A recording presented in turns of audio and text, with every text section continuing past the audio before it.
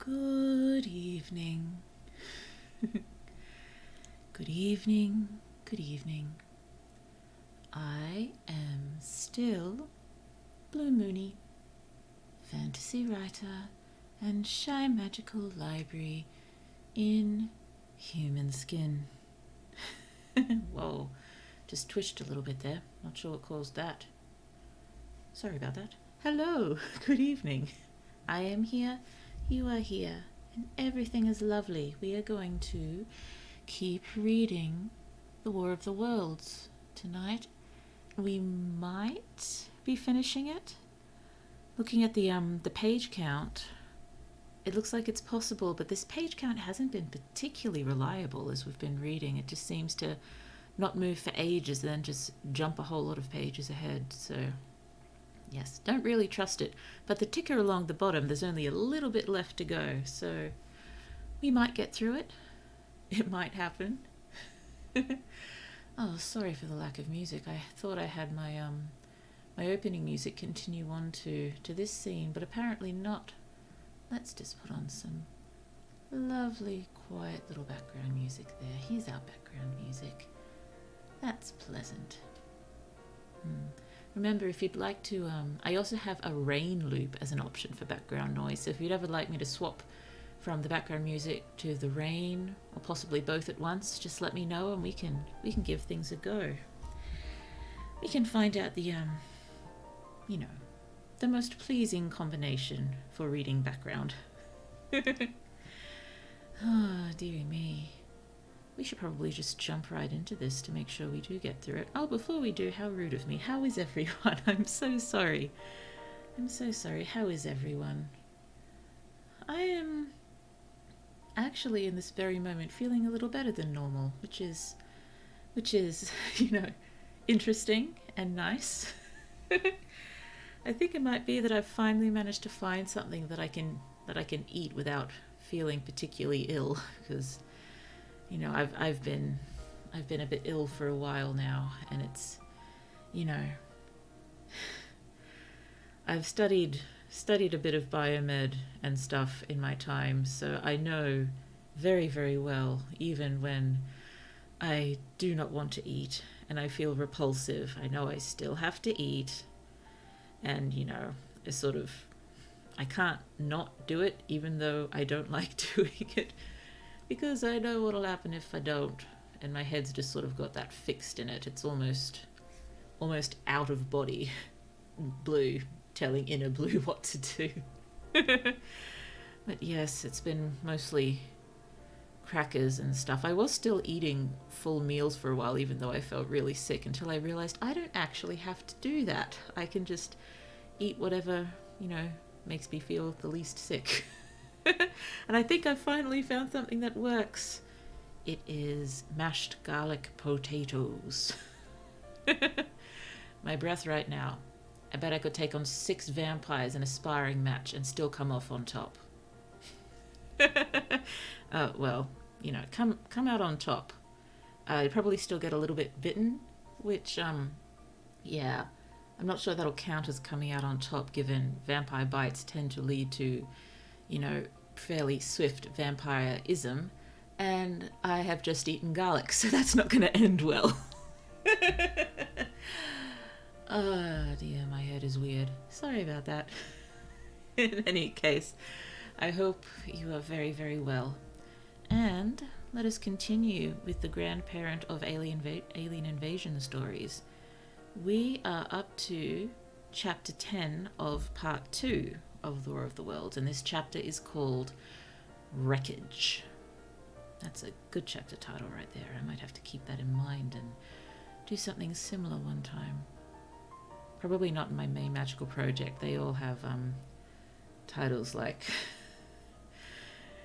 oh dear, what are my first few titles? Well, the first one doesn't count because it's the prologue, but I believe my first title is This is Kaz, and I believe my second title is Kaz is a cheap effer. Yeah, sorry, I'm amused at least. You may be once the book comes out, we don't know. Hi, King Perseus. Hello, hello. I hope you are doing very, very well. Hope you are doing well. And you are just in time because I was just about to start reading. I got on a tangent already just reading the chapter title, which is Wreckage. And I'm a fan of this chapter title. And we'll try it out in a story that is not my main magical project. Okay. Let's get reading. Let's see if we can get this done tonight.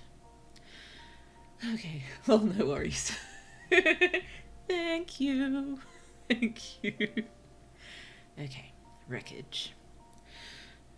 And now comes the strangest thing in my story. Yet, perhaps it is not altogether strange. I remember clearly and coldly and vividly all that I did that day until the time that I stood weeping and praising God upon the summit of Primrose Hill. And then I forget. Oh, I'm being bad and staying up late again. Oh dear. Well, again, referring back to previous streams. But again, this is a reading stream. Hopefully Blue's voice can be soothing enough that perhaps we could help you fall asleep. Because you do need sleep. We all need sleep. As soon as the stream's over, I'm going straight to bed. There may have to be a snack, but hopefully the mashed potato's done the trick, hopefully. But may still need a snack. But after this stream, I am so in bed. I am so sleeping. Oh dear. Well, even if you are staying up late again, I hope you're not too exhausted, and I hope it's, something you're enjoying as opposed to something that can't be avoided. Okay, page turn. Of the next 3 days, I know nothing. I have learnt since that, so far from my being the first discoverer of the Martian overthrow, several such wanderers as myself had already discovered this on the previous night. One man, the first, had gone to St. Martin's-le-Grand, and, while I sheltered in the cabman's hut, had contrived to telegraph Paris. Thence the joyful news had flashed all over the world. 1,000 cities, chilled by ghastly apprehensions, suddenly flashed into frantic illuminations. They knew of it in Dublin, Edinburgh, Manchester, Birmingham, at the time when I stood on the verge of the pit. Already men weeping with joy, as I have heard, shouting and staying their work to shake hands and shout, were making up trains, even as near as Crewe, to descend upon London. I wind down during this, maybe. I hope so. The church bells that had ceased a fortnight since suddenly caught the news, until all England was bell-ringing. Men on cycles, lean-faced, unkempt, scorched along every country lane, shouting of unhoped deliverance, shouting to gaunt, staring figures of despair. And for the food, across the Channel, across the Irish seas, across the Atlantic, corn, bread, and meat were tearing to our relief. All the shipping in the world seemed going Londonward in those days. But of all this I have no memory. I drifted, a demented man. I found myself in the house of kindly people, who had found me on the 3rd day of wandering, weeping and raving through the streets of St. John's Wood. They have told me since that I was singing some insane doggerel about the last man left alive, hurrah, the last man left alive. Troubled as they were with their own affairs, these people, whose names, much as I would like to express my gratitude to them, I may not even give here, nevertheless cumbered themselves with me, sheltered me, and protected me from myself. Apparently they had learned something of my story from me during the days of my lapse. Very gently, when my mind was assured again, did they break to me what they had learned of the fate of Leatherhead. 2 days after I was imprisoned, it had been destroyed, with every soul in it, by a Martian. He had swept it out of existence, as it seemed, without any provocation, as a boy might crush an anthill in the mere wantonness of power. I was a lonely man, and they were very kind to me. I was a lonely man and a sad one, and they bore with me. I remained with them 4 days after my recovery. All that time, I felt a growing craving to look once more on whatever remained of the little life that seemed so happy and bright in my past. It was a mere hopeless desire to feast upon my misery. They dissuaded me.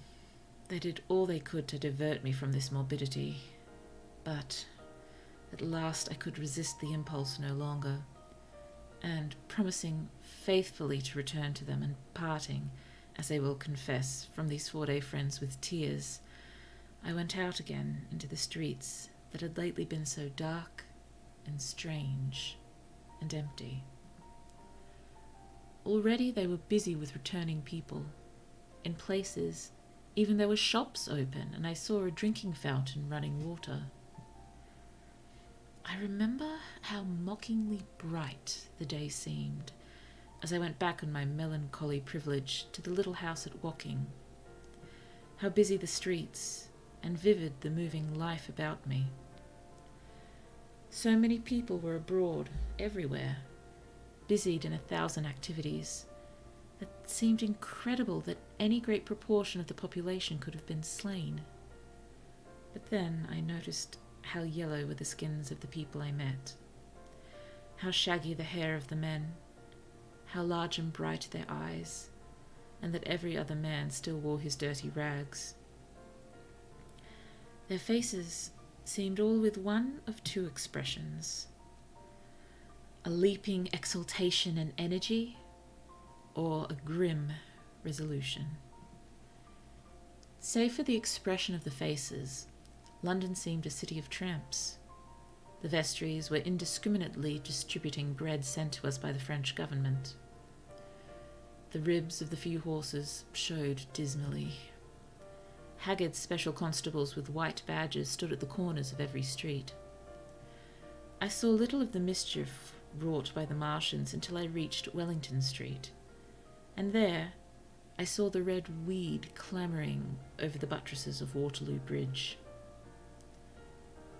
At the corner of the bridge, too, I saw one of the common contrasts of that grotesque time: a sheet of paper flaunting against a thicket of the red weed, transfixed by a stick that kept it in place. It was the placard of the first newspaper to resume publication, the Daily Mail.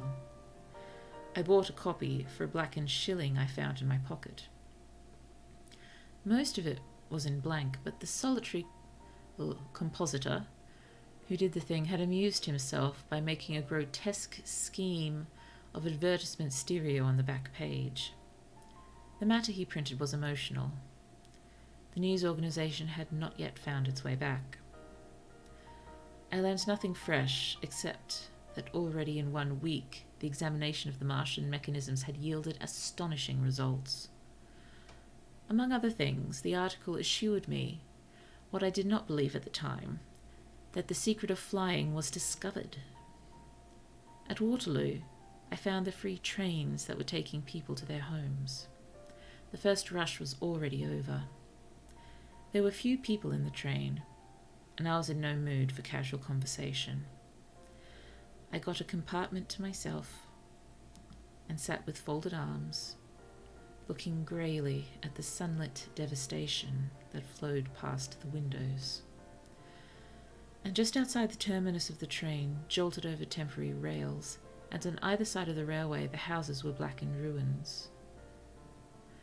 To Clapham Junction, the face of London was grimy with powder of the black smoke, in spite of 2 days of thunderstorms and rain. And at Clapham Junction the line had been wrecked again. There were hundreds of out-of-work clerks and shopmen working side by side with the customary navvies, and we jolted over hasty relaying.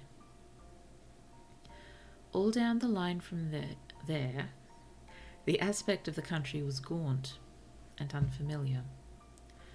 Wimbledon particularly had suffered. Walton, by virtue of its unburnt pine woods, seemed the least hurt of any place along the line. the wandle, the mole, every little stream was a heaped mass of red weed, in appearance between butcher's meat and pickled cabbage. Blech. The Surrey pine woods were too dry, however, for the festoons of the red climber. Beyond Wimbledon, within sight of the line, in certain nursery grounds were the heaped masses of earth about the 6th cylinder. Oh, hi, Mickey! Hello, hello, so lovely to see you. We are reading, I believe it was chapter 9 of part 2 of the War of the Worlds, and this may be the last War of the Worlds stream. We'll see what happens. It is good to see you anyway. Good to see you. A number of people were standing about it, and some sappers were busy in the midst of it. Over it flaunted a Union Jack, flapping cheerfully in the morning breeze. The nursery grounds were everywhere crimson with the weed, a wide expanse of livid colour, cut with purple shadows, and very painful to the eye. One's gaze went with infinite relief from the scorched greys and sullen reds of the foreground to the blue-green softness of the eastward hills. The line on the London side of Woking Station was still undergoing repair, so I descended at Byfleet Station and took the road to Maybury, past the place where I and the artilleryman had talked to the hussars, and on by the spot where the Martian had appeared to me in the thunderstorm. Here, moved by curiosity, I turned aside to find, among a tangle of red fronds, the warped and broken dog-cart with the whitened bones of the horse scattered and gnawed. For a time I stood regarding these vestiges. Then I returned through the pine wood, neck-high with the red weed here and there, to find the landlord of the spotted dog had already found burial, and so came home past the College Arms. A man standing at an open cottage door greeted me by name as I passed. I looked at my house with a quick flash of hope that faded immediately. The door had been forced. It was unfast and was opening slowly as I approached. It slammed again. The curtains of my study fluttered out of the open window from which I and the artilleryman had watched the dawn. No one had closed it since. The smashed bushes were just as I had left them nearly 4 weeks ago. I stumbled into the hall, and the house felt empty. The stair carpet was ruffled and discoloured where I had crouched, soaked to the skin from the thunderstorm the night of the catastrophe. Our muddy footsteps I saw still went up the stairs. I followed them to my study and found, lying on my writing table still with the selenite paper weight upon it, the sheet of work I had left on the afternoon of the opening of the cylinder. For a space I stood reading over my abandoned arguments. It was a paper on the probable development of moral ideas with the development of the civilizing process, and the last sentence of the opening of... misread that. And the last sentence was the opening of a prophecy. In about 200 years, I had written, we may expect... The sentence ended abruptly. I remember my inability to fix my mind that morning, scarcely a month gone by, and how I had broken off to get my daily chronicle from the newsboy. I remembered how I went down to the garden gate as he came along, and how I had listened to his odd story of men from Mars. I came down and went into the dining room. There were the mutton and the bread, both far gone now in decay, and a beer bottle overturned, just as I and the artillerymen had left them. My home was desolate. I perceived the folly of the faint hope I had cherished so long. And then a strange thing occurred. "It is no use," said a voice. "The house is deserted. No one has been here these 10 days. Do not stay here to torment yourself. No one escaped but you." I was startled. Had I spoken my thought aloud? I turned, and the French window was open behind me. I made a step to it and stood looking out. And there, amazed and afraid, even as I stood amazed and afraid, were my cousin and my wife. My wife, white and tearless, she gave a faint cry. "I came," she said. I knew. She put her hand to her throat, swayed. I made a step forward and caught her in my arms. "Oh, I'm so sorry. We just finished that chapter, but I hear the small one crying. We're just going to have to go and pause for a bit while I go look after her. I'm so sorry. Excuse me."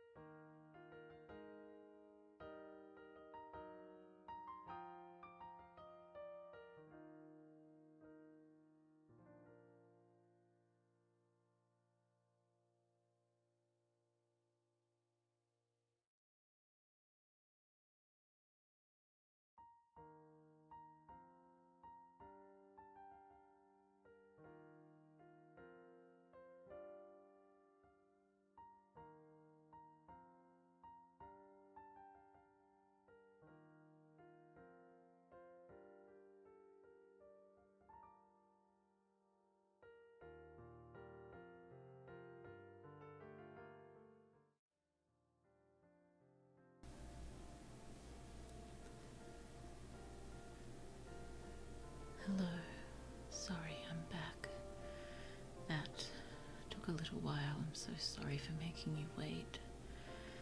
Yes, she seems asleep again, but I don't know how long it's going to last, honestly. So I've got the door open to make sure I can hear her better this time.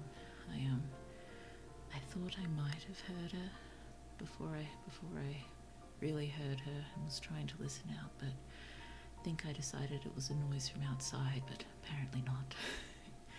Oh, hello, Ansia. Welcome back. Thank you. Yes, thank you for waiting. Yes. I believe I said in my very first stream, and possibly a few others after that this may occur a few times. If she wakes up, I'll go and look after her. And yes, she's sometimes difficult to get back to sleep because, I think it's more that she's utterly miserable that she's awake and she wants to be asleep, and it's hard to calm down from that, as I'm sure we all know. Okay, well, let's keep going as we can. If she does start crying again, I may just have to decide to end the stream, but we'll see how we go. We're up to the epilogue, which is chapter 10 of part 2 of The War of the World, so assuming she stays asleep, that's a big assumption, but assuming she stays asleep, we may yet finish this book. I'm just going to take my headphones off completely, just to make sure I can't miss her if she starts crying again.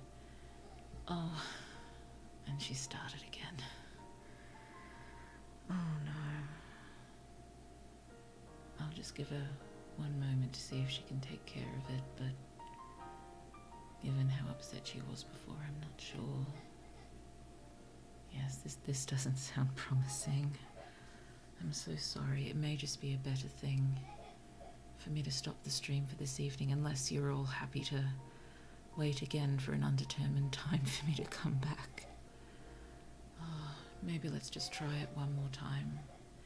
I'm so sorry to be going away again. Goodness me. It's a bad night. She probably still feels a little unwell from the other day. Oh dear. Oh dear, sorry. I don't mind either way. Oh dear. I am sorry. I don't like to do this to you, but I better go look after her. Excuse me, sorry.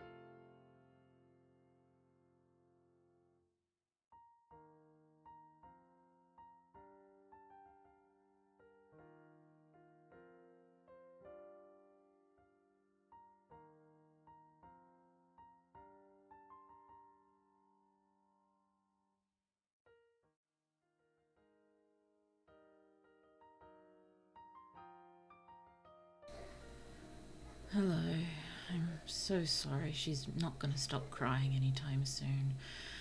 So I should probably cut the stream short. I'm so sorry. I'm so sorry. I guess this isn't the last War of the Worlds stream, but maybe next week we'll just have a short cruisy stream and read the epilogue. I'm so sorry for taking up your time like this. And thank you for waiting, but she is still incredibly upset. So it's probably going to take me a long time to try to calm her down. So it's better to end it probably. Okay, take care, both of you. Thank you, Mickey. Okay, yep, she's calling. I'll just pop us on the ending screen and I'll take it off when I can duck away again, I guess. Thank you so much again. Thank you, and... oh, can I sing it really quickly?